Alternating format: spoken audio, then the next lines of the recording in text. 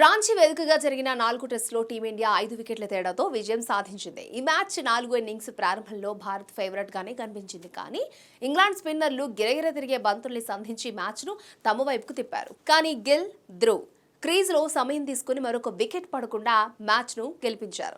అయితే ఇన్నింగ్స్లో జైస్వాల్ తొందరపాటు షాట్తో అవుట్ అయ్యాడు. ఇక ఈ రోజు మొదటిసారి బౌలింగ్కి వచ్చిన జో రూట్ బౌలింగ్లో మొదటి బంతికే ప్రతిదాడి చేయాలన్న ఉద్దేశంతో ముందుకు వచ్చి షాట్ ఆడాడు. కానీ అది బ్యాట్కు సరిగ్గా కనెక్ట్ అవ్వలేదు. దీంతో ఆండర్సన్ అద్భుతంగా డైవ్ చేస్తూ క్యాచ్ను అందుకోవడంతో జైస్వాల్ అవుట్ అయ్యాడు. ఇక నాన్ స్ట్రైకింగ్లో ఉన్న రోహిత్ శర్మ ఇదంతా గమనించి జైస్వాల్ తీరుపై తీవ్ర అసహనం వ్యక్తం చేశాడు. అంత అవసరం ఏమొచ్చిందంటూ సింబాలిక్గా సైకిల్ చేశాడు. ఆ తర్వాత రోహిత్ బాధతో తలదించుకున్నాడు. అయితే ఈ మ్యాచ్ 3వ రోజు ఆటలో ఆఖరి ఓవర్లో కూడా జో రూట్ బౌలింగ్లో జైస్వాల్ దూకుడుగా ఆడడానికి ప్రయత్నించాడు. కానీ రోహిత్ దానికి ఒప్పుకోలేదు. మిగిలిన 2 బంతుల్ని డిఫెండ్ చేయమని చెప్పాడు.